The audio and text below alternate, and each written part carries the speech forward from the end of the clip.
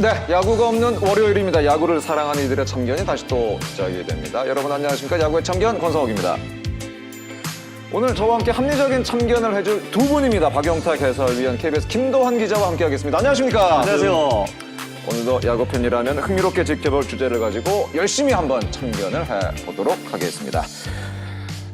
저희가 그 야구의 참견 유튜브 시작했잖아요. 거기 유튜브 전편도 올리고 쇼츠도 이렇게 올리는데 요즘 반응이 상당히 괜찮습니다. 근데 얼마 전에 그 왜 나는 천재니까 했었잖아요. 그 김도영 선수 편 그 박용택 위원이 그 타격 분석 뭐 이런 거 했었잖아요. 네, 모처럼 배트 잡았죠. 좋았습니다. 그 당시에. 근데 이제 그때 그 쇼츠를 하나 올렸는데 그 박용택을 놀라게 한 김도영의 한마디 기억나시죠? 네네네. 예. 그게 조회수가 엄청나게 36만? 이렇게 나왔어요. 진짜. 대박 났죠. 예. 이야, 이제는 야구 스타에서 방송 스타에서 인플루언서까지. 누가요? 김도영 선수가요? 아니, 박용택. 제가요? 아니요. 그게 36만이 나오는 거는 저 때문에 나오는 게 아니고 보통 이제 제가 이제 이렇게 중계를 다니다 보면은 그런 얘기를 좀 하시더라고요. 가요계에서 뭐 임영웅을 건들면 안 된다. 네, 그리고 뭐 BTS 건들면 안 된다. 야구계에서 김도영 건들면 안 된다. 그 정도로 김도영 선수는 지금 팬이 전국구로 진짜 엄청납니다. 야, 또 겸손한 얘기. 아니요. 우리 인플루언서를 꿈꾸는 박용택 해설위원과 아니요. 함께 또 열심히 참견을 한번 해보도록 하겠습니다. 오늘 팬들의 그 반응이 참 요즘에 그 여러 가지 주제들이 참 좋은데 그러다 보니까 팬 여러분께서 의견들을 굉장히 많이 보내주세요. 이런 주제를 한번 다뤘으면 좋겠다. 이런 주제를 다뤘으면 좋겠다.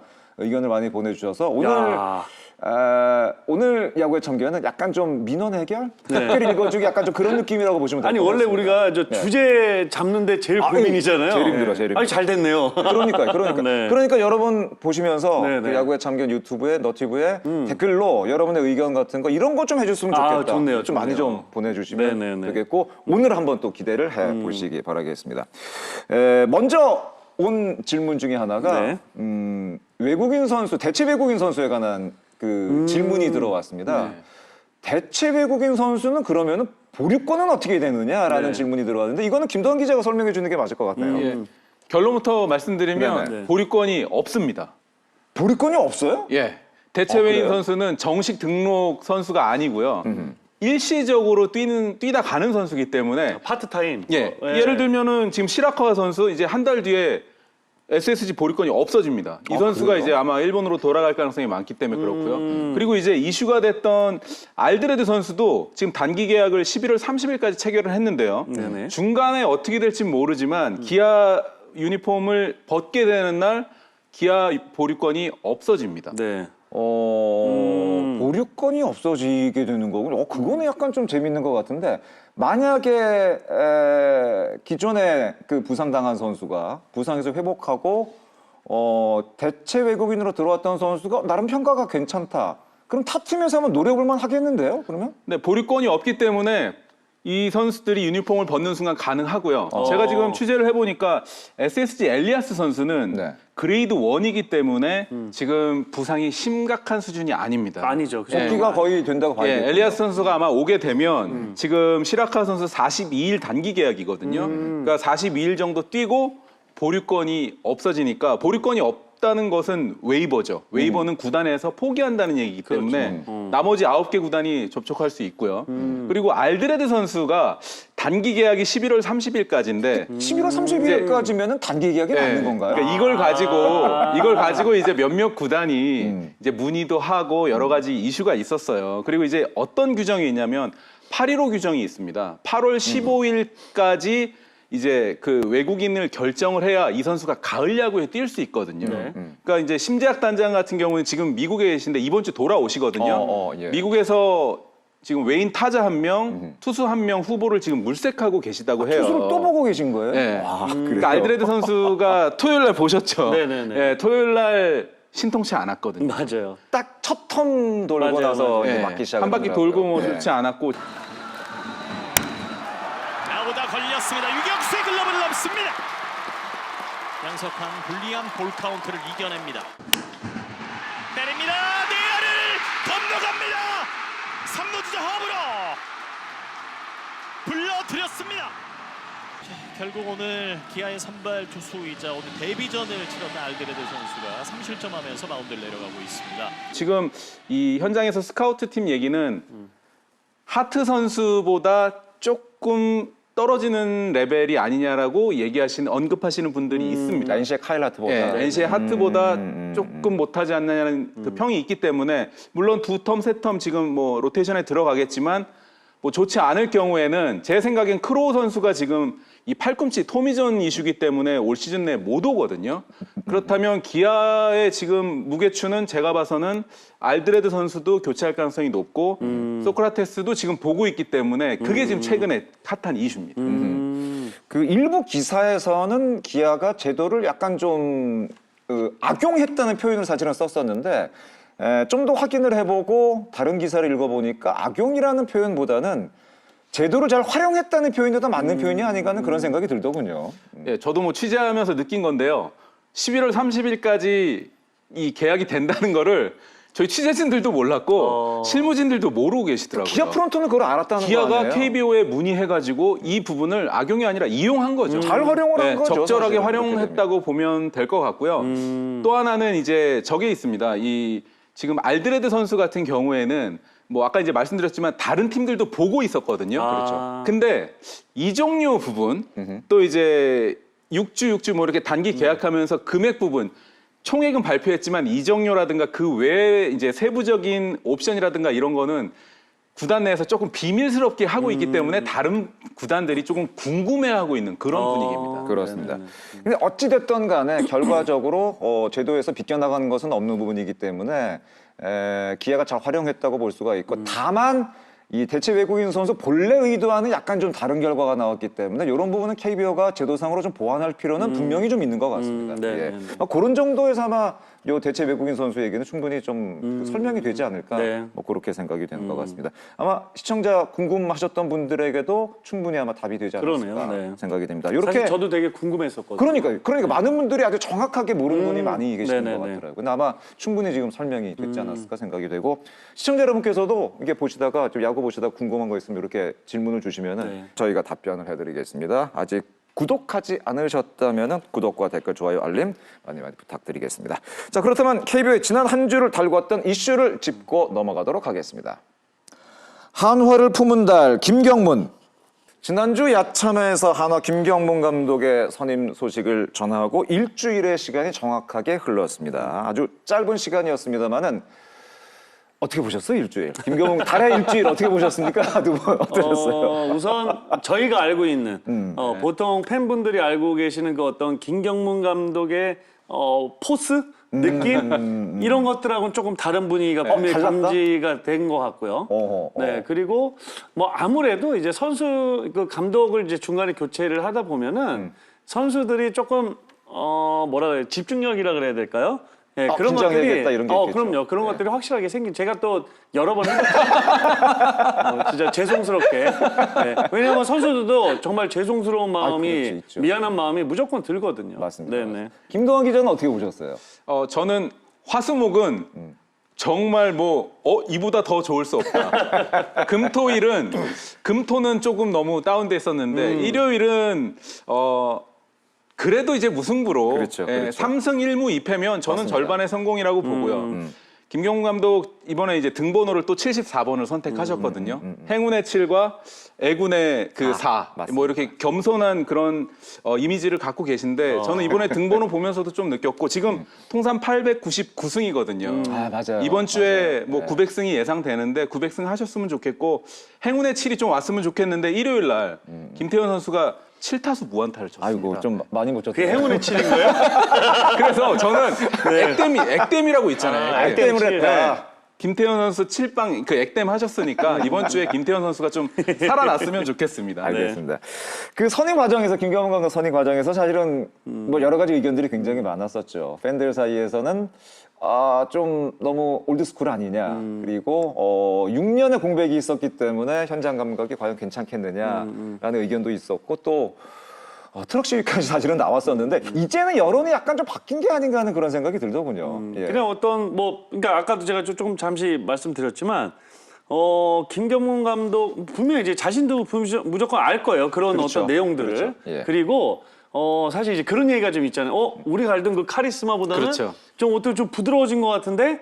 근데 이런 것들은 뭐 몇 가지 이유가 있겠지만 저는 첫 번째로 지금 58년생이죠. 네, 김경문 감독 58년생인데 그러면 거의 손잡벌 되는 친구들도 많잖아요. 그렇죠. 있죠. 우리가 자식들한테는 엄해도 손주들한테 그렇게 엄한 분들이 잘 없습니다. 그렇죠. 실제로 그렇죠. 맞죠. 그러니까 이제 그런 부분도 분명히 있을 거고요. 맞아요. 그리고 이제 외부에서 진짜 오랜 기간 좀 어쩌면 진짜 공백 기간이 좀 있었잖아요. 그러면서 내가 다시 나를 한번 돌아볼 수 있고 내가 잘 좋았던 점 또는 내가 이런 것도 좀 더 이렇게 한번 해볼까? 뭐 이런 부분들이 분명하게 좀 정리가 되지 않았나? 뭐 좀 그런 생각들을 해봐요. 네. 그러니까 이제 옛날에 그 말씀해주신 걸 김경문 감독 하면 카리스마 그렇죠. 그리고 네네네. 어떤 뭐 구단을 선수들 아주 장악하는 능력 네네. 뭐 이런 평가가 굉장히 많았었는데 정말 손잡벌 되는 선수 마운드에서 내려와서 토닥토닥하는 맞아요, 모습이라든가 맞아요. 네.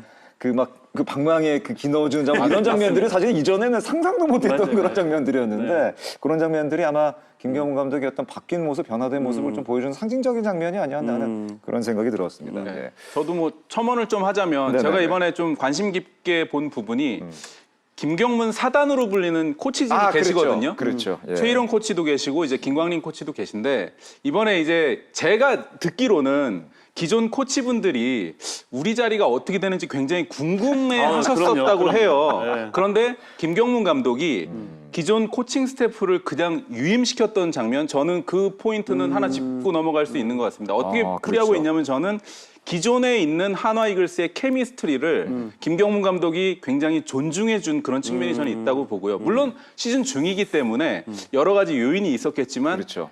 예전에 김경문 감독이었으면 아마 사단이 다 움직일 수도 있었을 거예요. 그래서 제가 뭐 취재를 해보니까 한화의 현재 케미스트리를 괜찮게 보고 계시고 또 지금 현재도 구단 내부의 프런트들의 의견, 선수들의 의견, 코칭 스태프의 의견을 경청하고 계시다고 합니다. 제가 예전에 이제 뭐 트레이드 그 썰도 좀 말씀드렸는데 그래서 이제 중견수 트레이드 썰 그 예전에 중단이 됐고 그러니까 기존에 했던 그런 여러 가지가 구단에서는 오히려 김경문 감독의 의견을 경청하고 있고 김경문 감독은 구단의 의견을 경청하고 있는 시간이라서 이번 주 3승 1무 2패 성적뿐만 아니라 지금 김경문 감독이 예전보다는 굉장히 좀 부드러워지시고 조금 이렇게 한 발 뒤에서 이렇게 좀 관조하고 계시는 그런 분위기도 좀 감지가 되고 있습니다. 맞습니다. 김경문 감독이 취임을 하면서 몇 가지 얘기를 했습니다. 청사진 비슷하게 제시한 것들이 있는데 그 중에 하나가 베테랑 선수를 좀 활용을 많이 하겠다. 그리고 뛰는 야구를 하겠다. 뭐 그런 얘기를 했는데 지난 일주일 동안 그런 모습이 좀 보였나요? 어떻게 좀 보셨어요? 맞아요. 우선 베테랑 선수들은 이제 중심 타선을 정확하게 좀 정하겠죠. 그렇죠. 네. 예. 고정을 좀 시키는 부분들이 분명히 있었고 이제 그런 것들이 이제 어떤 팀의 중심이 되는 선수들이 있는데 어떤 새로운 감독이 와서 그 중심이 되는 선수들을 어떤 장악하려고 좀 흔드는 감독들도 분명히 있습니다.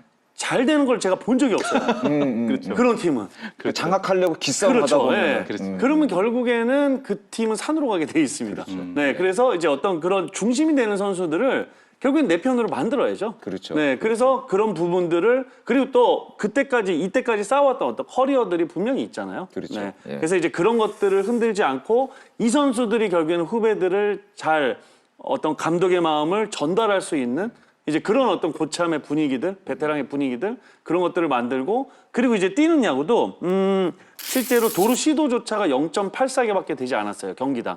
근데 그 이후에 뭐 일주일이지만 1.5개의 도루 시도를 했습니다. 의미가 경기당. 있는 숫자가 나왔네요. 분명히 어떤 적극적인 또 도루뿐만이 아니고 주루 플레이에 있어서도 좀 더 적극적인 좀 그런 모습들이 분명히 보이고 있어요. 그렇습니다. 네.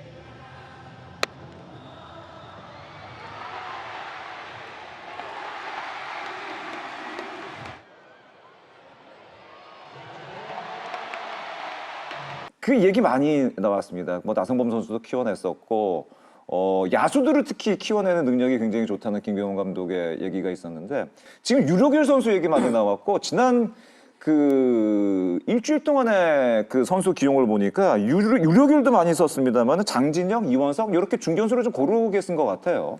예, 원래부터 이제 발 빠른 선수들을 굉장히 좋아하는 맞아요. 선호하는 스타일이시고요. 또 이제 근성 있는 선수. 그러니까 두산 베어스에서 이종욱과 고용민으로 이제 대표되는 발야구를 하셨고 맞습니다. 또 손시현 선수가 체구는 작지만 유격수에서 굉장히 강견을 자랑했는데 그런 선수들 당시에는 거의 무명 선수에 가까웠던 선수들이거든요. 맞죠. 그러니까 일격에서는 조금 김경문 감독 여기는 두산이 아닌데 얼마나 잘하는지 보겠다라는 시선도 있었나 봐요. 그럴 수 있죠. 근데 예. 부임하자마자 유로결 선수 내가 볼 때 스타가 될 자질이 있는 선수다. 그리고 이원석 선수처럼 발 빠른 선수들 중용하겠다. 그리고 하주석 선수한테는 책임감을 또 강조하는. 하주석 얘기했죠, 맞습니다. 예, 그러니까 하주석 선수 그런 맞습니다. 얘기도 했거든요. 그러니까 맞아요. 여러 가지 선수들의 길을 살려주는 차원, 저는 그것도 굉장히 돋보이는 것 같고요.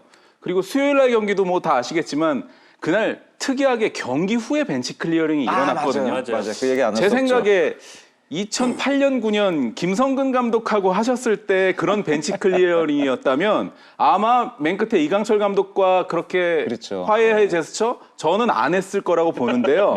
15년이 지난 뒤라서 그런지 아니면 이제 60대 노 감독이 돼서 그런지 원래 물론 신사적인 야구를 강조하셨지만 경기 후에 그런 장면도 저는 굉장히 매너 면에서도 깨끗하다 그런 점도 있겠습니다. 이슈가 분명히 논란이 될 수 있는 벤치 클리닝이었는데 생각보다 사실은 굉장히 좀 스무스하게 잘 된 것 같다는 맞아요. 굉장히 그런 생각이 들고 그것 역시 김경문 감독이 먼저 손을 내밀었기 때문에 아마 잘 이렇게 부드럽게 넘어간 것이 아닌가 하는 생각이 드는데 그러니까 확실히 이제 유로결 선수는 그러니까 그 김경문 감독 입장에서 봤을 때 밖에서 봤을 때 저렇게 좋은 선수인데 뭔가 좀 기회를 좀 더 줘야겠다. 못 받고 있다. 약간 이런 느낌이 분명히 있었던 것 같고 그리고 이제 결국에 이제 중견수 얘기 많이 하잖아요. 맞아요. 그러니까 말씀하셨다시피 유로결 선수가 화수, 장진혁 선수가 목금토. 맞습니다. 그래서 세번 일요일 나왔어요. 경기가 이제 이원석 선수예요. 나왔었죠. 예.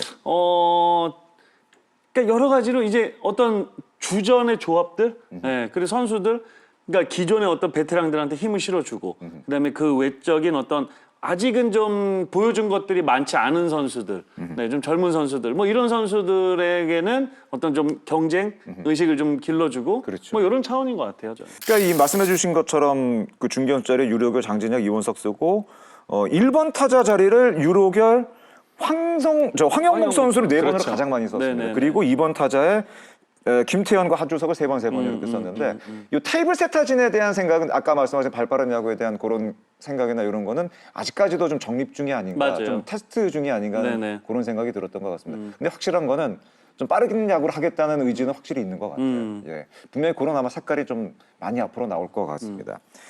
라인업은 그 대신에 저희가 아까 이제 1번, 2번 말씀을 드렸습니다만 중심 타선 쪽은 노시환, 안치홍, 차윤성으로 어느 정도는 좀 자리를 잡아놓고 있는 것 같아요. 맞아요. 네. 예. 그러니까 그렇게 이제 이 선수들, 그러니까 하주석 선수한테도 이제 그런 어떤 맞아요. 예. 책임감에 대해서 그렇죠. 얘기하는 거는 결국에는 이 뭐 안치홍, 최은성, 뭐 노시안 이런 선수들에게도 결국 이게 이제 책임감을 계속 부여해 주는 거죠. 최은성 선수가 사실은 주중에는 괜찮았다가 주말에 약간 좀 부진했죠. 부진했었는데 뭐 일요일 경기는 그래도 안타가 있었습니다만은 최은성 선수가 사실은 조금 더 받쳐줄 필요가 있는 살아나야 돼요. 그러니까요. 네. 예. 그러니까 하나의 공격력에 대한 아쉬움은 사실은 최은성 선수가 맞아요. 좀 부진했던 면도 분명히 있는 것 같고 또 김경문 감독이 오셨으니까 또 최은성 선수도 뭔가 좀 보여주고 싶은 마음이 분명히 있지 않을까 맞아요. 네. 생각이 됩니다. 제가 지난번에 그 야참에 나와서 그 소개해드렸던 지표 중에 하나가 그 3월 달에 그 팀 예상 WAR을 구해서 구단의 그 그룹에 보고를 하거든요. 예상 성적을. 그렇죠. 근데 이제 한화가 4등 정도가 나왔단 말이에요. 4등에서 5등. 근데 물론 이제 유현진 선수의 예상 WAR이 거의 뭐 5 안팎, 4, 5 안팎이고 한 여러 가지 그 긍정적인 수치만 봐서 4등 정도가 나왔는데 유현진, 문동주 예, 뭐다 터진다고 터졌을 경우에.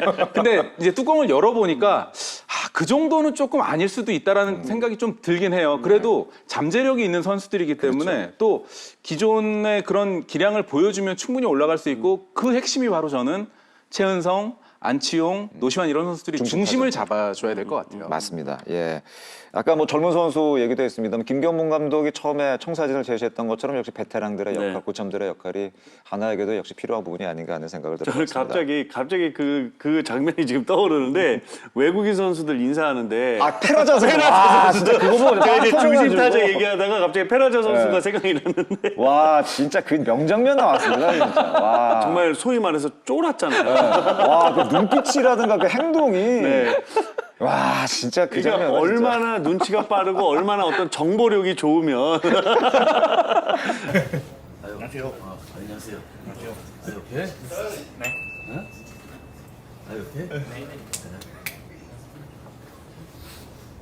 이제 일주일 지났으니까 김경문 감독도 지금 파악 중이고 맞아요. 조금 더 이제 파악할 시간은 좀 드려야 되지 않을까 생각이 듭니다. 앞으로 어떻게 예상을 하세요? 뭐 어느 정도까지 김경문 감독이 보여줄 거라고 생각을 하세요? 저는 뭐 처음 이제 시즌 전부터 시작해서 지금까지도 변함없이 하나 이글스는 무조건 가을 야구 싸움을 끝까지 해야 되는 팀이죠. 예. 할 것이다. 네. 예. 김도환 기자는 어떻게 보세요?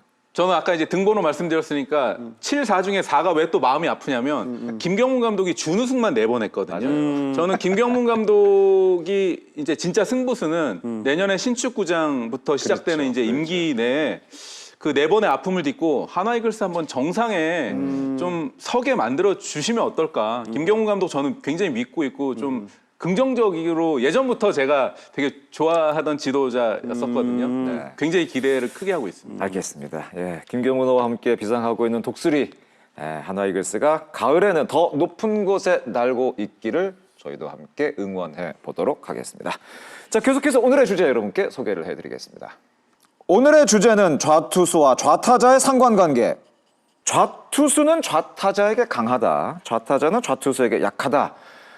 참 오래전부터 야구계에서 내려오는 얘기. 어떻게 보면 이거는 좀 너무 당연한 게 아닌가라는 생각을 사실은 저희는 갖고 있었던 건데 시청자 여러분께서는 의외로 야구 팬들은 이거에 대해서 굉장히 궁금한 점이 저희보다 훨씬 더 많으셨던 것 같아요. 왜냐하면 저희가 이제 뭐 해설하고 뭐 이렇게 얘기를 하면서 너무 저희는 당연하게 얘기를 하니까. 그러니까 너무 당연한 거라 그걸 풀어드리기가 어려워. 그 시간 안에 사실 그렇죠. 그렇죠. 맞아요. 네. 그래서 이런 걸 저희가 놓치고 있었구나, 우리가 놓치고 있었구나라는 그런 생각이 들었고 이 주제 역시도 우리 시청자 야구 팬께서 야구의 참견 팬께서 댓글로 이런 주제를 좀 해봤으면 좋겠다라고 보내주셔서 오늘 잡은 주제가 되겠고 이것과 관련해서 저희가 또 회의를 하고 또 박용택 위원과 얘기를 했을 때 박용택 위원도 이거 좋은 것 같다고 네네네. 이거 굉장히 좋은 주제인 것 같다고 해서 오늘 이렇게 좌투수와 좌타자의 상관관계 여러분께 풀어드리도록 하겠습니다.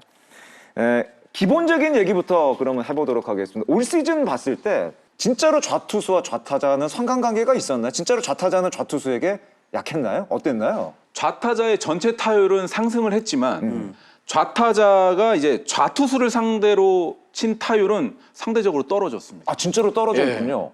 이게 굉장히 특이합니다. 지난해보다 예. 지난해보다 좌타자의 전체 타율은 올라갔지만 네. 왼손 투수를 상대로 한 타율은 떨어졌습니다. 그러면 그만큼 차이가 더 커졌다는 얘기네요?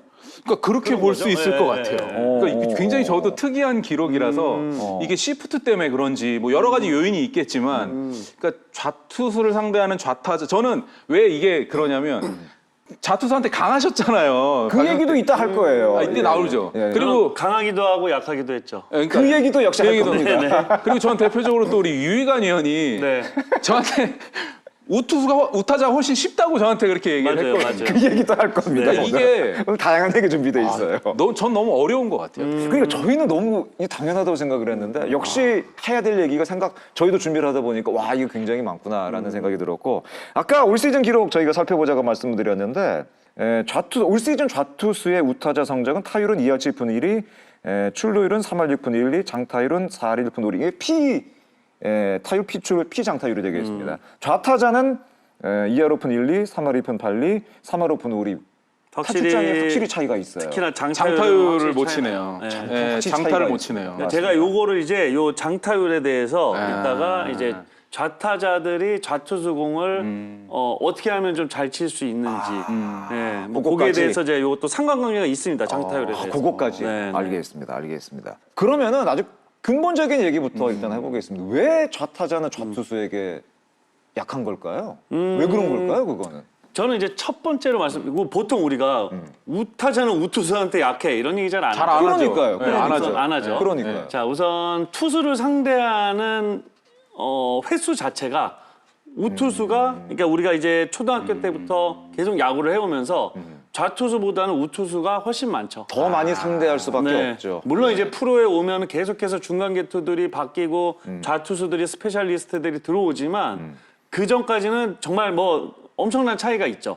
우투수를 상대하는 것과 좌투수 상대하는 게. 아무래도 아마추어 좀 더 그렇겠죠. 그게 우선 첫 번째 근본적인 이유고 두 번째는 배팅볼 투수가 있잖아요. 연습하는 연습할 때 BP하는 이제 배팅볼 투수가 있는데 배팅볼 투수는 보통 이제 학교 다닐 때부터 다 야수들이 던집니다. 투수가 배팅볼을 던지진 않죠. 그러면 왼손이 없겠네요. 야수 중에 왼손으로 던지는 야수는 잘 없죠. 잘 없죠. 그러네. 맞네요. 잘 거의 없죠. 없네요. 지금의 좌타자들도 야수들 좌타자들이 거의 다 우투 좌타들이 엄청 많고 좌타자인데 왼쪽으로 던지는 공을 잘 던져. 거의 투수로 하죠. 거의 투수를 하겠죠. 맞아요. 그러네요. 그래서 배팅볼부터가 우선 그렇게 매일 그렇게 수많은 연습을 하지만 거의 대부분의 배팅볼 투수를 오른쪽에 배팅볼 투수만 쓰죠. 네. 그러네요. 이제 그런 부분들이 있고 조금 더 들어가자 보면은 이제 이거는 이제 미국에서는 사실 이제 이렇게 대각선에서 올려주는 언더 토스를 거의 치지 않아요. 근데 우리나라 야구도 지금은 이제 티바에 놓고 많이 연습을 하는데 최근까지도 그러니까 왼손 타자면은 이 대각선 요쪽에서 이제 토스볼을 올려주죠. 그 이제 망에다 치는 연습 많이 보셨잖아요. 네, 봤죠. 영상에서. 네, 봤죠. 뭐 우타자는 저쪽에서 대각선을 그렇죠, 올려주고 이 각도부터가 항상 우리는 이렇게 오는 공을 이렇게 치는 연습을 상당히 많이 하죠. 어릴 때부터 계속 공의 궤적도 이미 익숙하고. 5년, 10년, 15년, 20년을 계속 그것만 해오는 거예요. 네. 그러다 보니까 이 계적만 익숙하지 여기서 오는 궤적은 상당히 낯섭니다. 네, 이제 이런 부분들이 있다 보니까 최근에는 이제 그래서 어떤 연습 방법들을 하냐면은 보통 이제 배팅볼 투수가 던지면 당연히 이제 정면에서 던져야 되겠죠. 그렇죠. 근데 여기 대각선으로 그러니까 뭐 2루수 쪽으로 가가지고 거기서부터 배팅볼을 던지는 연습들. 왼손 투수처럼. 그렇죠. 왼손 네, 투수처럼. 그러니까 오른손이 던지더라도 그렇죠. 여기서 이렇게 오는 각들. 아. 네, 그리고 예를 들어 뭐 언더핸드나 사이드암 투수는 또 이쪽에서 대각선 쪽으로 올 거 아니에요. 그럼 또 저쪽에서 던져서 이렇게 치는 연습. 연습 방법을 좀 바꾸는군요. 네, 이런 연습 방법들을 상당히 지금 많이 쓰고 있어요. 이야, 야 그런 부분들이 네, 이거는 정말 저희가 처음 듣는 얘기고 굉장히 좀 신기했던 얘기인 것 같은데 이런 얘기를 이제 지금부터 한번 해보도록 하겠습니다. 그러면은 좌타자에게 강했던 좌투수 과연 어떤 선수들이 있는지 그거부터 일단 살펴보도록 하겠습니다. 어떤 특징이 있었고 네. 어떤 투수들이 있었는지 일단 그 기록부터 보도록 하겠습니다. 김도환 기자가 일단은 요 투수들을 좀 살펴주시죠. 네, 우선 요키시 선수, 그리고 기아의 이준영, 키움의 김재웅, 두산 브랜든, 그리고 NC의 김영규, KT 벤자민, 한화의 산체스 선수고요. 지금 뭐 오른손 타자를 상대했을 때하고 왼손 타자 상대했을 때 일단 보시면 요키시 선수 2할 6리, 차이가 그리고 많아요. 2할 1푼, 김재웅 선수 2할 1푼 5리. 지금 좌우 차이를 보시면 지금 2할 3푼 이상을 넘어가는 피 안타율이 거의 없습니다. 맞습니다. 좌타자한테 엄청난 강세를 보이고 있습니다. 요 기록이 지난 22년부터 올 시즌까지 세 개 시즌의 좌타자 피안타율 기준으로 그냥 줄을 세운 겁니다. 네네네. 그러니까 50이닝 이상 던진 투수 중에 지난 3년간의 그 좌타자 상대 피안타율을 그냥 줄로 이렇게 세운 건데 그러다 보니까 약간 좀 특이한 부분이 분명히 있습니다. 네. 좌우 피안타율이 약간 차이가 있는 선수들이 있어요. 김재웅, 브랜든, 김영규, 벤자민은 좌타자뿐만이 아니라 우타자에게도 맞아요. 피안타율이 굉장히 잘 나오고 네네네. 있고 요키시, 이준영, 산체스는 좌우 타자 간에 약간 차이가 있어요. 편차가 엄청 심하네요. 자, 그러면은 이 차이는 과연 어디서 나오는 걸까? 이거를 한번 얘기를 해보도록 하겠습니다. 왜 김재웅, 브랜든, 김영규, 벤자민은 좌타자뿐만 아니라 우타자에게도 강했을까요? 어떤 차이가 있었을까요? 우선 지금 말씀드린 투수들은 그냥 잘 던지는 투수들이죠. 그렇죠. 그렇죠. 이거 맞습니다. 네, 그러니까 이제 제가 말하고 싶은 투수들은 요 투수들이 아니고 아하. 우타자와 좌타자의 성적이 좀 차이 나는. 차이 나는 선수들. 네. 특히 이준영 선수 보면은 이준영 선수가 제가 작년에 어떤 중계 때 이준영 선수 얘기 계속 많이 해요. 얘기하다가 정말 얘기 그렇죠. 많이 해요. 이준영 선수의 슬라이더가 안타를 누군가가 친 기억이 없는 거예요. 그래서 제가 이제 올해는 그래도 조금 맞고 있거든요. 그러네요. 올해는 아예 이제 타자들이 왜냐하면 이제 이준영 선수 사실 빠른 공이 그렇게 뭐 45km 그렇죠. 이렇게 위력적이지 않아요. 그러다 보니까 타자들이 어떤 입장으로 들어가냐면 내가 빠른 공 보다가 변하고 슬라이더 내가 쳐낼 수 있어. 대처할 수 있어. 라는 생각으로 들어갔다가 이게 빠른 볼처럼 너무 똑같이 보이니까 슬라이더가 그래서 계속 거기에 속다가 결국에는 이제 좀 당했는데 이제 이준영 선수는 워낙에 이 피치 터널이 빠른 공과 슬라이더가 그냥 거의 똑같아요. 네. 그러면서 거의 정말 막바지에 그러니까 타자가 보통 홈플레이트에서 5m, 6m까지 우리가 눈에 보이는 판단할 수 있는 부분이 우리가 이제 스윙을 멈출지 할지의 판단이 끝이거든요. 근데 거길 다 와서 또는 거길 더 지나와서 떨어진다는 거죠. 그러니까 이걸 내가 눈으로 이게 빠른 공인지 더 떨어지는 슬라이더인지 판단하기가 어렵다는 거죠. 어허, 네, 이제 옛날에 되게 대표적인 투수가 박정진 투수가 이런 비슷한 투수였어요. 그렇죠. 네, 정말 그냥 딱 그러네요. 투피치로 쓰면서도 맞습니다. 정말 슬라이더 대처하기 어려웠던 이제 이런 투수고 요키시 선수가 아주 대표적인 이제 왼손 타자가 그냥 딱 한 타석만 들어가면 아우 나 치기 싫은데 이런 그래요? 타자죠. 어. 네, 이런 타자예요. 요키시가 그 원래 처음에 왔을 때 투심 그리고 체인지업 슬라이더 네네. 요거 가지고 사실은 리그 평정했던 맞아요, 선수잖아요. 맞아요. 근데 예. 이 커브와 투심이 그러니까 이제 커브까지. 네, 아. 이게 이 스플릿인데 네. 투심은 우선 오다가 그러니까 보통은 이제 왼손 타자한테 왼손의 몸 쪽에다 잘 던지면 우리가 이제 생소함이라 그랬잖아요. 네. 각도 자체가 생소한데 여기다 몸 쪽을 던지면 이게 맞는 느낌이 드는 거죠. 움찔하게. 네, 약간 그런 느낌이 드는데 거기다가 몸 쪽으로 더 파고 들어와요. 투심 패스트볼은. 그러다 보니까 이게 칠공인지 안 칠공인지에 대한 어떤 판단도 어렵고 치면 거의 손잡이에 맞는 거죠. 네, 근데 반대로 커브는 이게 그러니까 위에서 아래로 떨어지는 커브가 아니고 옆으로 이제 날아가는 네, 멀어지는 커브이기 때문에 이게 순간적으로 이 스플릿으로 같이 오다가 스플릿으로 이렇게 벌어지는 거죠. 네, 사실 그래서 왼손 타자가 너무나도 치기 어려운. 제가 일례로 그 요키시 선수 처음 왔을 때 시범 경기에서 제가 첫 타석을 딱 치고 나서 그때 이병규 타격 코치였는데 제가 이제 투볼인가에서 쳤는데 분명히 저는 정타에 맞아야 되는데 그게 거의 손 위에 맞았어요. 손잡이 위에. 투심. 네, 그래서 이제 뭐 내한테 이렇게 치고 들어가서 이병규 코치가 저한테 공 어때? 나 저 요키시 나오면 그냥 빠지는 게 힘에 도움이 될 것 같아요라는 얘기를 그래요? 했거든요. 그러니까 실제로 요키시 선수 약간 그런 느낌. 그리고 산체스 선수는 제가 사실 안 쳐봤는데 처음에 딱 왔을 때 야, 저거 왼손 타자가 치기 쉽지 않겠는데. 그러니까 결국에는 각이 좀 더 생기는 이렇게 해서 생기는 이런 투수들은 그냥 기본적으로 좌타자들이 좀 까다롭다고 보시면 될 것 같아요. 그러니까 이 그 좌우 차가 특히 큰 선수들은 자기만의 확실한 그 좌타자를 상대로 자기만의 맞아요. 확실한 무기가 있는 네, 거군요. 네, 네, 이 선수들은 맞습니다. 특히 네, 네. 말씀해 주신 대로 투심이라든가 슬라이드라든가 커브 이런 것들이 각이 굉장히 좌타자가 맞추기 어려운 맞아요. 그런 공들이 들어가다 보니까 특히 좌타자들이 더 어려운 그런 투수라고 볼 네. 수가 있겠습니다. 그런데 재밌는 것은 야구의 속설과는 반대로 좌타자에게 약한 좌투수도 분명히 또 존재합니다. 항상 그런 건 항상 좌타자가 그 좌투수가 좌타자한테 강한 거는 네네. 그 선수들이 어떤 선수가 있는지 한번 살펴보도록 하겠습니다. 이것 역시 지난 22시즌부터 올 시즌까지 좌타자 피안타율로 줄을 세웠고 50이닝 이상 던진 투수들에게 있습니다. 좌타자에게 약한 좌투수 지금 3명의 선수가 나오고 있는데 백정현, 김윤식 그리고 최승용 요 세 선수가 되겠습니다. 어떤 선수들의 특징이 좀 약간 보이시죠? 특징에 앞서 유희관 의원은 뺐네요. 22년대 아, 그렇구나. 네. 기준은 이렇게 잡아요. 22년부터 20년. 아, 그렇구나. 유희관 의원이 역대 1등이에요. 이걸로 따지면 역대 1등입니다. 여기서도 유희가 빠질 줄 아는구나. 지금 어디서 또 이렇게 귀 긁고 계실 것 같은데. 그러니까 백정현, 김윤식, 최승용 선수. 저는 아까 이제 박 의원이 설명하셨지만 크로스파이어가 잘 안 되는 피처들이네. 그 어깨의 유형 자체가 3쿼터 유형도 없고 전형적인 위에서 밑으로 던지는 투수인 것 같고요. 그리고 보면은 체인지업을 주로 이제 구사하는 투수들이기 때문에 아무래도 이제 좌투수가 좌타자한테 체인지업 구사하기는 좀 쉽지 않아 보이는 그런 특징이 있는 것 같습니다. 맞아요. 좀 정확하게 말씀하신 게 그래요? 우선 각이 그만큼 덜 생기죠. 덜 덜 생기는 생기는. 투수들이죠. 그러니까 릴리스 포인트가 이 옆쪽보다는 위쪽에서 형성되는 투수들. 네. 그만큼 그 생소함이 어색함이 조금 줄어들죠. 좀 줄어드는. 네, 줄어드는 투수고 특히나 백정현과 김윤식은 체인지업이 자신의 주무기인 투수들. 네, 근데 왼손한테는 이게 체인지업이 그냥 느린 어떤 패스트볼 같은 느낌이 들어요. 네, 그래서 안쪽으로 싹 들어오면서 변화는 많지 않은. 그러다 보니까 그냥 배트에 걸릴 수밖에 없기 때문에 왼손한테는 잘 못 쓰죠. 네, 그러다 보니까 결국에는 이제 왼손한테 좀 많이 이제 좀 걸릴 수밖에 없는.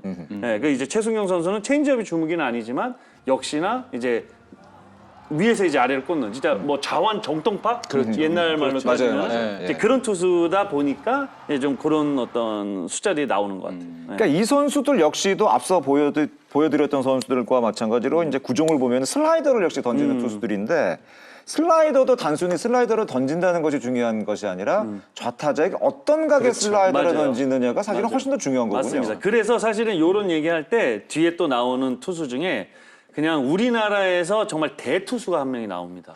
우리나라. 예, 진짜 깜짝 놀랄 투수가 나오는데, 아. 실제로 이 투수는 좌타자에게 오히려 그렇게 강하지 않아요. 그래요? 네, 그런 투수가 한 명이 있습니다. 누구 얘기를 하는 거죠? 네, 그거 좀 이따 얘기해요. 알겠습니다. 알겠습니다. 자, 그러면은 지금부터는 타자 입장에서 한번 얘기를 진행을 해보도록 하겠습니다. 특히 좌타자 입장에서 한번 얘기를 진행해 볼까 하는데 좌투수에게 강한 좌타자도 분명히 존재합니다. 대표적인 경우가 바로 박용택 의원이죠. 박용택 의원은 좌타자가 좌투수한테 약하다 이런 일반적인 얘기는 좀 거부할 것 같아요. 오히려 그거 강했죠. 아니야. 오히려 네, 강했죠. 네, 기록을 한번 좀 말씀해 주세요. 네. 우리 박용택 의원이 2009년 이후에 네. 전체 타율이 3할 2푼 4리인데 왼손 투수 상대가 3할 3푼 1이었어요. 이야, 엄청나게 나왔네요. 통산 이게 2009년 이후 8리 차이니까 어마어마한 차이거든요. 네. 그러니까 이제 좌좌 공식이 투수 입장에서는 안 통했습니다. 그러게요. 예. 어떠셨어요, 그 당시에? 저는 뭐 정확하게 말씀을 드리면은, 그러니까 중간에 나오는 좌투수들 있잖아요. 그런 투수들 공들은 저는 솔직히 가끔씩 바뀌어라 했어요. 바꿔줘라, 오히려? 바꿔줘라. 네, 투수 오히려 올라와라. 투수 바꿔줘라. 올라와라. 차라리 좌우 놀이를 해라. 네. 어. 왜냐하면 뭐 3연전 하면 보통 2번씩 만납니다. 그렇겠죠. 네. 그렇죠. 그리고 뭐 어차피 계속 할 때마다 그 투수들만 치는 거예요. 선발 제외하고는 계속 그 투수만 쳐요. 마무리 투수 제외하고는. 근데 이제 우투수들은 우투수도 보니까 그러니까 그 좌투수들을 상대를 하니까 그 투수와 저와의 어떤 대결했던 그 공 하나하나가 다 기억이 나죠. 그 정도로. 네. 그리고 그때 대단하시네요. 어떤 상황들, 그때 상황에서 어떤 뭐 구종들 이런 것들이 기억이 나기 때문에 어느 정도 이제 예상을 할 수 있는 어떤 볼 배합들이 분명히 있었고요. 그리고 솔직히 말씀드리면 중간 이제 만약에 필승조라고 쳤을 때, 그러니까 진짜 우한 투수들, 좋은 투수들과 좌우를 가리지 않는 투수들과 그 다음에 자완 어떤 스페셜리스트들의 어떤 구위 차이는 분명히 있죠. 그렇죠. 그럴 네. 수밖에 그러니까 자완 스페셜들은 보통 구위는 그 정도 구위는 아니지만 그래도 타자를 잡기 위해서 나오는 투수들이 사실 상당히 많이 있다 보니까 그 정도 투수들은 저는 충분히 좀 이길 수 있다라는 어떤 자신감이 있었던 것 같고 그리고 이제 사실 이거는 타율이잖아요. 네. 아마도 장타율은 좀 떨어질 거예요, 분명히. 상대적으로 장타로 떨어질 수밖에 없다. 그건 어떻게 단타 위주로 쳐서 그렇죠. 네. 어떤 차이가 있어요? 마음가짐을 좀 다르게 갑니다. 크게 치기보다는 정확하게 맞추겠다는 생각으로. 네, 그러니까 진짜 항상 좋은 어떤 컨택으로 좋은 방향성을 가지고 좀 스윙을 하는데 제가 좀 만만한 투수를 만나면은 요거 하나 넘겨야지 하고 그럼 이제 무조건 미스가 나죠. 그래요? 네, 이제 그런 부분에 있어서 분명히 또 차이가 있을 거예요. 네. 전체적으로 좌투수에게 타율이 굉장히 좋았었는데 특히 강한 박용택 의원이 특히 강한 좌투수들이 있었습니다. 그 선수들 보니까 이 선수들도 보니까 이름이 다들 대단한 선수들인데 어떤 선수들이 있었는지 얘기 좀 해주세요. 네, 백정현 선수 네. 2009년 이후에 4할 8푼 3리. 이 정도면 네, 그리고 4할 8푼3리요. 유희관 위원은 오늘 출연료 좀 드려야 되는데 또 나오는데요. 유희관 위원한테 4할 3리. 생각보다 못 쳤어요. 사알섭니까? 정우람 투수 3할 오픈 7리, 박희수 투수한테 3할 3푼 3리, 김광현 선수한테도 3할 4푼 3리를 기록했어요. 아니 김광현 투수도 그러니까요. 공도 잘 쳤어요? 제가 아까 말씀드렸던 정말 우리나라 대투수 중에 한 명이 김광현 선수. 김광현이요. 사실 제가 찾아보지는 않았는데 아마도 김광현 선수도 저 말고도 잘 친 좌타자들이 꽤나 있을 거예요. 어떤 이유가 지금 어떤 여기 차이가 나온 있을까요? 박희수, 김광현, 정우람, 유희관, 백정현 정말 다 좋은 투수들이죠. 내노라는 네. 대표적인 좌투수들이잖아요. 근데 아주 대표적으로 좌타자들이 그렇게 까다롭지 않을 수 있는 비교적. 네. 그러니까 특별히라는 단어를 쓸게요. 특별히 까다롭지 않은 투수들. 어떤 차이가 있는 걸까요, 그러면? 우선 보시면은 네. 5명의 투수 전부가 다 상당히 이제 각도가 이렇게 옆에서 오는 각도가 아닙니다. 네. 우선 아주 최대한 어떤 가운데서 오는 각도죠. 이제 그런 투수들이고 그다음에 뭐 특히나 백정현, 유희관 그리고 뭐 박희수, 정우람 이 네 명, 그러니까 김가현 선수 제외하고 이 네 명의 투수들은 투심 패스트볼 또는 투심인데 이제 바깥쪽으로 그러니까 싱킹이죠. 그러니까 싱커나 또는 체인지업이 아주 주무기인 투수들. 네. 그러니까 왼손한테 그러니까 상대적으로 슬라이더나 뭐 커브나 이런 것들이 좀 약했던 투수들이에요. 근데 김광현 선수는 슬라이더가 슬라이더잖아요. 굉장히 좋은 이게 선수예요. 예, 그러니까 김광현 네. 슬라이더인데. 이게. 슬라이더인데 네. 김강현 선수의 슬라이더인데 이 슬라이더가 바깥쪽으로 나가는 슬라이더가 아니고 밑으로 떨어지는 슬라이더죠. 그래서 우타자나 좌타자나 그렇게 크게 차이가 나지 않을 수 있는. 그러니까 어차피 어려운 건 똑같지만 좌타자라고 특별히 더 어렵지 않을 수 있는 네, 그런 그 차이가 유형의 있군요. 투수인 거죠. 예. 네. 굉장히 같은 슬라이더가 심오합니다. 네네네. 그러면은 레일리 어땠어요?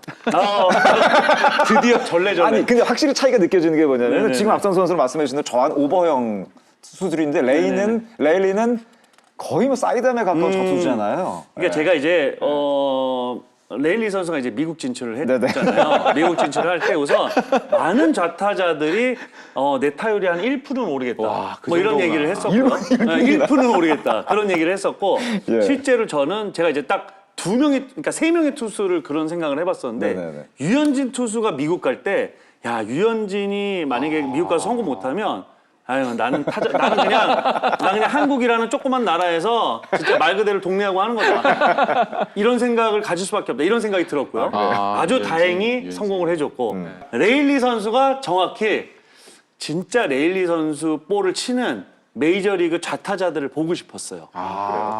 이 공은 도대체 어떻게 쳐야 될까라는 저는 아직도 답을 모르겠으니까. 예, 근데 메이저리그 타자들도 답을 모르더라고요. 역시 어려워하는. 지금도 몰라요. 예. 지금도 몰라요. 예. 이게 왜 얼마나 어렵냐면 투심 패스트볼이 정말 오른손 투수들이 던지는 슬라이더보다 더 꺾여 들어와요. 투심인데. 네, 투심 패스트볼인데 그게 크로스로 들어가서 디셉션 좋게 나와서 갑자기 확 하고 던지는데 투심이 이렇게 들어갔다가 다시 몸쪽으로 들어오죠. 근데 그게 145km예요. 어마어마하네. 그러니까 그걸 치려면 둘 중에 하나를 선택해야 되거든요. 완전히 이렇게 열어가지고 그냥 어떻게든 뭐 이겨내든지. 근데 그렇게 되면 또 커브를 던지는데 커브는 또 완전히 반대로 절로 나갑니다. 좌타자한테는 네. 정신 못 차리겠군요. 그래서 정말 가끔 보면은 스윙하는데 막 50cm 이상씩 차이 나요. 그렇죠. 공이랑. 그럴 수 있죠. 그리고 이제 실제로 뭐 저뿐만이 아니고 대표적으로 이정우 선수가 있죠. 이정우 선수 맞아요. 레일리 나오면 잘 빼달라고 네. 얘기도 많이 했죠. 이정우 선수가 정확하게 안타를 맞아요. 몇 개 치고 미국 갔는지 아세요?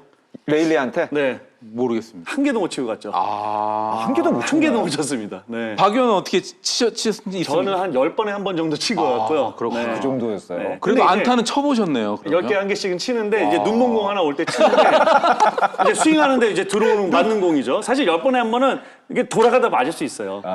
근데 치고 나서 이정우 선수가 왜 빼달라 그러냐면은 타격감이 네, 제가 떨어진다는 그렇게 얘기를 치고 하잖아요. 나면 그러니까 제가 어떤 치는 자세로 치는 메커니즘으로 치면은 각도가 나오질 않아요. 그래서 좀 다른 방법을 쓰는 거죠. 그래서 이제 어떻게 하나를 만들면 그 다음 경기부터 해서 한 일주일이 가요. 무너질 수가 무너지는 있죠. 자기 영향이 자기가 갖고 있는 것들이 네. 무너질 수가 그러니까 있어요. 밸런스가 무너지는데 한 일주일이 갑니다. 네. 그래서 그런 것들 때문에 저는 양현종 선수 너무 싫었어요, 진짜. 야, 아니 그 옛날에 왜 그 이승엽 감독이 네네네. 현역 시절에 이해찬 비슷한 질색을 유형이잖아요. 했잖아요. 네, 아주 비슷한 유형이잖아요. 비슷한 거인데. 네네. 그러니까 역시 이해찬 선수 역시 왼손인데 거의 싸다며 가까이 맞아요, 던지면서 맞아요. 굉장히 거친 느낌이 맞아요. 그런 느낌은 좌타자들한테는 맞아요. 그게 아주 그냥 그러니까 정말 뭐 굉장히 힘들어지는 흘러가면은 이제 예전 이제 선배님이신 김종수 까치 그렇죠. 그렇죠. 옆으로 던지죠. 옆으로 던지죠. 네, 제가 그 선배님 제가 사실 프로 들어왔을 때 아직도 현역 선수를 하고 계셨거든요. 한타 한 개를 못 쳐보고 은퇴하셨어요. 야, 이런 차이가 분명히 있긴 있네. 이게 투수마다 역시 무조건 좌투수라고 다 뭐 상관관계가 있는 것이 아니라 유형에 따라서 맞아요. 투수의 어떤 유형에 따라서 차이가 있다. 그러면은 박용택 위원이 은퇴한 이후에 22년부터 이제 3년 동안에 좌투수에게 강했던 좌타자가 분명히 또 있습니다. 네네네. 박용택 위원만 있었던 것은 아니고 어떤 선수들이 있었는지 한번 또 살펴보도록 하겠습니다. 말씀드린 대로 22년부터 최근 3년이고 좌투수 타율 순위 되겠습니다. 좌타 상대 200타석 이상 소화한 타자들이 되겠습니다. 타자들 보면은 다 대표적인 타자들이에요. 네. 예. 나성범, 홍창기, 이정우, 구자욱, 김혜성, 김민혁, 강백호 다 내노라는 좌타자들이고 이 선수의 특징은 뭐냐면은 좌타자한테도 강했습니다. 역시 우타자한테도 역시 잘 쳤던 선수들입니다. 맞아요. 좌우 구분이 사실은 의미가 없는 선수들이에요. 거의 대부분이 그런데 저는 여기서 조금 특이점이 저는 강백호 선수. 그러네요. 저도 마찬가지. 강백호가 네. 좀 눈에 띄긴 했어요. 거의 4푼 네. 차이가 나네요. 네. 물론 뭐 여러 가지 이유가 있겠지만 제가 생각하는 강백호 선수가 우타자에게는 이투수에게는 2할 오픈 6리인데 좌투수에게는 2할 9푼 7리. 이게 왜 사실 많이 차이 반대로 나잖아요. 반대가 된 거 많이 차이 아니에요? 올 시즌 강백호 선수는 어떤 많은 너무 큰 그러니까 150%의 오버스윙을 잘 하지 않고 있어요. 그래서 저는 지금 좋은 타격을 하고 있다고 보는데 강백호 선수는 항상 조금 만만한 투수들이 나올 때 네. 어떤 자기 느낌으로 좀 만만한 투수가 나올 때 너무 오버스윙을 해요. 네, 그러면서 어떤 좀 그러니까 자신의 미스가 너무 많아요. 공이 좋았다기보다는 투수의 공이 좋았다기보다는 내가 실수를 하는 경우들이 좀 많았던 것 같고 반대로 제 자투수가 나올 때는 그거보다는 조금 이제 만만한 게 좀 덜한 거죠. 네. 그러다 보니까 좀 더 어떤 간결한 스윙을 했다. 좀 이런 느낌이었을 것 같아요. 네, 강백호 선수는. 예. 네, 네. 그러니까 역시 마찬가지인 것 같습니다. 박용택 위원도 그랬던 것처럼 지금 뭐 강백호 선수 뭐 그 차이가 있긴 합니다.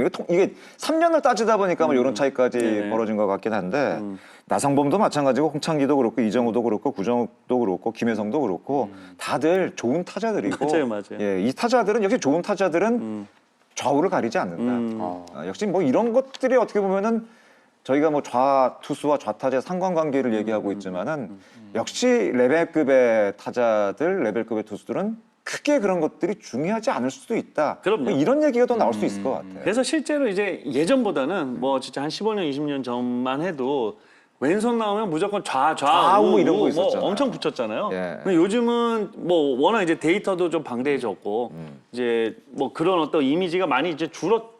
네. 예, 예. 그러니까 저는 기억나는 게 예전에 두산의 김태형 감독이요.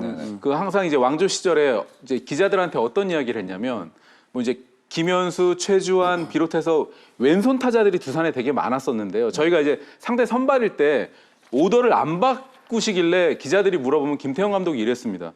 왼손 투수한테 왼손 타자가 약한 거는 기회가 줄어들기 때문에도 이유가 있다. 그렇죠. 아까 얘기한 그런 네. 얘기네. 그러니까 그래서 안 뺀다 이 선수들. 이 선수들은 무조건 좌투수가 나와도 쳐야 되는 선수고 이겨내야 되는 선수이기 때문에 그냥 놔둔다라는 게 저는 아직도 그 인터뷰가 기억이 나거든요. 그래서 저는 가끔 보면 왼손 투수 나왔을 때 무조건 왼손 타자를 빼는 용병술은 그거는 한 번쯤 생각해봐야 될 그런 용병술이 아닐까 정말 됩니다. 되게 좋은 얘기 해주셨는데 이제 제가 이제 LG 트위스 한참 있을 때 거의 대부분의 이제 좌타자들이 중심이 된 어떤 LG 특히 그랬죠. LG도 그런 해들이 너무 많았어요. 네. 그러다 보니까 이제 약간 타겟으로 이제 좌투수 그럴 수 선발들이 있죠. 엄청 많이 들어왔거든요. 그렇죠. 맞아요. 그러다 보면 거의 한 일주일 내내 좌투수 공을 쳐요. 그러면 이제 중간에 또 만약에 좌투수 들어오고 그렇죠. 하다 보면은 일주일 내내 이제 왼손 투수 공만 친단 말이에요. 그러면 연습할 때도 이제 왼손으로 던지는 어떤 코치들이나 누가 있을 수 있죠. 계속 일주일 내내 야 팔 아파 죽겠어 맨날 던지고 그냥 그렇게 던져주는데 이제 그러다가 이제 오른손 투수를 치잖아요. 또 어색해요. 공을 계속 여기서만 한 15, 20타석을 계속 보다가 갑자기 일로 가면은 다시 또 좀 어색한 부분들이 분명히 있어요. 야구가 이렇게 민감한 게 대단하네요. 야구가. 네. 진짜 하루만 쉬면은 벌써 감이 이상해지니까. 야, 야구 참 어렵긴 어렵네. 이게 저희가 이 투수와 좌타자의 상관관계, 좌타자가 어렵다는 얘기를 하고 있는데 결론으로 가면 갈수록 지금 드는 느낌은 뭐냐면은 결국은 낯설음에 지나지 않을 뿐이다. 계속 상대하다 보면은 그것도 결국은 극복이 된다. 맞아요. 타자들 입장은 그런 것 같고 투수도 역시 마찬가지가 아닐까 하는 생각이 드는데 결국 레벨급 투수들은 결국 좌우를 가리지 않는 것 같아요. 결국 예. 저는 투수는 조금 약간 다르다고 보는데요. 투수는 약간 다르다고 보세요. 투수는 결국에는 그 투수가 던지는 어떤 메커니즘, 그 투수가 던지는 어떤 구종, 스타일에 따라서 그냥 좌타자가 너무 어려워하지 않을 수도 있고 아까 레일리 얘기했죠. 유먼이나 뭐 레일리 이런 선수 특별히 어려워할 수도 있고 아니면 그냥 우타자 좌타자 그렇게 크게 차이가 없을 수도 있고 저는 그런 느낌. 그러니까 무조건 좌라고 해가지고 좌한테 약하거나 약간 그런 것은 아닐 수가 네네네네. 있다. 어떤 유형이냐, 어떤 스타일이냐에 따라서 그 생각하고 고려해야 될 부분이 굉장히 많을 수가 맞아요. 있고. 그러니까 뭐 예를 들면 작년에 이제 패디 같은 투수들 그렇죠. 결국에는 왼손 레일리랑 비슷한 거예요. 그렇죠. 그러니까 저는 이제 못 쳐봤잖아요 패디공을. 네, 이제 우타자들한테 물어보면은 똑같이 그렇게 얘기합니다. 선배님 저도 레일리 공을 못 쳐봤지만 아마 레일리가 이런 느낌이었을 거예요 이러더라고요. 투심이 분명히 치는데 그게 몸쪽으로 너무 많이 들어오는 거예요. 그래서 그걸 이제 치려고 조금 이렇게 보면은 또 스위퍼가 저울로 날아가는 그렇죠. 거죠. 네. 그러다 보면 이제 그런 투수들은 아마 계속해서 그러니까 커리어 끝날 때까지 우타자에게 훨씬 더 강점이 아마 있을 거예요. 네, 알겠습니다. 네. 그러면은 이제 어느 정도 이제 얘기를 마무리하는 시점에서 아까 그 얘기 주셨잖아요. 예. 좌타자들을 위한 조언. 그럼 좌투수 공을 어떻게 좌타자들은 공략을 해야 되냐? 여지껏 해왔으면서 봐왔으면서 느낀 부분 공략법 좀 터득한 게 있나? 좀 조언을 준다면 어떤 조언을 주고 싶으세요? 저는 그래서 이제 아까 제가 서두에 말씀드렸던 이제 연습 방법들이 있잖아요. 연습 방법들, 아까 그래서 얘기했던. 그런 것들을 캠프 때부터 시작을 해가지고 상당히 좀 많은 어떤 각도들, 다양한 각도들을 좀 치는 연습들을 하는 게 저는 상당히 좀 좋을 것 같아요. 다양한 각도에서. 네, 다양한 각도에서 이게 진짜 조금만 크로스가 되면 진짜 등 뒤에서 던지는 느낌이에요. 네. 그리고 이제 상대적으로 또 만약 같은 슬라이더가 좋은 우투수와 좌투수가 있다. 그럼 우타자, 좌타자가 있으면 좌타자들이 좀 더 흘러나가는 변화구에 조금 약한 부분이 분명히 있거든요. 또 그게 어색함도 있고 생소함도 있는데 저는 또 한 가지를 보는 게 우타자들이 보통 치면서 이렇게 일로 도망가는 타자들이 잘 없어요. 좌타자들은 이 일루 베이스가 여기 있다 보니까 상대적으로 좀 약간 이런 도망가는 느낌들이 있죠. 항상 있는 타자들이 많이 있거든요. 있죠. 특히 좌타자가 그런 선수가 많이 평균적으로 봤을 땐 좀 더 많잖아요. 네. 그러니까 그 흘러나가는 거에 좀 더 멀어지는 거죠. 더 멀어질 수밖에 없군요. 그래서 이제 그런 부분도 아마 조금은 작용하지 않을까 그런 생각이 들어요. 알겠습니다. 야, 저희는 너무 당연하다고 생각을 했던 주제가 이렇게 재미있는 얘기가 나올 수가 있군요. 예. 근데 이런 얘기를 언젠가는 한번 풀어드릴 필요는 분명히 있었던 것 같습니다. 아마 시청자 여러분께서도 또 어디 가서 이런 얘기를 들을까? 이게 좌타자와 좌투수의 상관관계를 당연하다고 생각을 했는데 이런 얘기를 듣다 보니까 여러 가지 이유가 있을 수가 있고 또 여러 가지 해결책이 있을 수가 있고 여러 가지 원인이 있었다. 굉장히 오늘 재미있는 얘기가 진행이 된 것 같아요. 그리고 이제 그러면 이제 또 팬분들이 이런 얘기 하실 수 있어요. 야, 그러면은 왼손한테 강하게끔 옆으로 던지면 되지. 그러니까요. 그러면 빠져나가는 변화구 던지면 되지. 그러게요. 네. 근데 그게 이제 또 이런 게 있습니다. 이제 외회전, 내회전이라는 게 있는데, 그러니까 좀 내회전이 이렇게가 내회전이 잘 걸리는 투수들. 이런 투수들은 보통 어떤 뭐 슬라이더나 그다음에 뭐 커터성, 그러니까 같은 포신 패스볼이라도 약간 살짝 자연 커터가 먹는 투수들이 있고 이제 외회전이 잘 되는 투수들이 있어요. 그러니까 보통 공은 요렇게 먹어야 되는데 그렇죠. 이 외회전이 상당히 잘 되는 투수들은 결국엔 체인지업이 상당히 좋죠. 그리고 포신 패스볼의 어떤 무브먼트도 이제 좌우의 무브먼트도 많이 생기는 네, 좀 그런 유형의 어떤 투수들. 이게 타고나는 건가요, 이거는? 이거는 실제로 이제 그런 뭐 미국에서도 마찬가지고 뭐 일본에서 마찬가지고 한국에서도 이제 어린 친구들을 이제 그런 걸로 봤을 때 그러니까 오프 스피드 볼을 그러면 포크볼을 쓸 건지 체인지업을 쓸 건지 또는 얘가 뭐 슬라이더가 어떻게 좋을 건지 이런 것들을 선택을 할 때 이런 부분들도 분명히 본다고 하더라고요. 신체적인 어떤 네. 것들. 그러니까 포신 패스트볼을 던질 때 얘가 약간 커터성이 먹는지. 네. 그럼 좀 더 이게 회전수가 좋게 이제 외회전이 잘 되는 투수인지. 그러면은 유현진 선수는 내외를 다 쓰는 거예요? 그러니까 난 선수죠. 네, 야, 그래서 사실 유현진 대단하네. 그래서 실제로 유현진 선수가 물론 이제 어떤 또 다른 이유가 분명히 있겠지만 커터가 좋아지면서 체인지업이 많이 약해졌어요. 그런 게 있어요. 그렇죠. 네, 실제로 미국에서 커터 네. 장착하고 이게 네. 좀 떨어졌고. 그러면서 그런 어떤 구종 가치들이 확 차이가 나요. 그러네요. 야, 좌투수와 좌타자의 상관관계가 이렇게 심오하고 다양한 얘기가 나올지 정말 저희도 생각을 못했고 정말 좋은 의견, 좋은 질문 해주신 것 네. 같습니다. 오늘 아주 재미있는 시간이었던 것 같습니다. 이렇게 시청자 여러분의 궁금한 점 있으시면 언제든지 저희한테 댓글 혹은 글을 많이 남겨주시고 질문도 많이 좀 해주시기 바라겠습니다. 우리 박용택 해설위원 김도환 기자가 아주 친절하게 여러분께 답을 해드리고 답을 찾아드리도록 하겠습니다. 시청자 여러분 덕분에 야구의 참견이 점점 더 재밌어지는 것 같습니다. 야구에는 많은 정설이 있죠. 좌타자는 좌투수에게 약하다. 그것 역시도 저희가 정설이라고 말씀을 드렸습니다만은 오늘 반드시 그렇지 않을 수도 있다. 이런 것을 다시 한번 느낄 수 있었던 것 같습니다. 이런 정설을 깨기 위해서 연구하고 또 땀을 흘리는 좌타자들 그리고 정설을 토대로 결과를 만들어 보여주기 위한 좌투수들의 노력에 다시 한번 감탄하게 되는 오늘 야구의 참견이 아니었나 생각이 됩니다. 오늘 박용택 해설위원 그리고 KBS 김도환 기자와 함께한 신나는 참견이었습니다. 두 분과 함께 오늘 순서 여기서 인사드리도록 하겠습니다. 야구 참견은 다음 주에도 야구 팬이라면 꼭 참견하고 싶은 주제로 다시 인사드리도록 하겠습니다. 함께 해주신 여러분 고맙습니다. 안녕히 계십시오.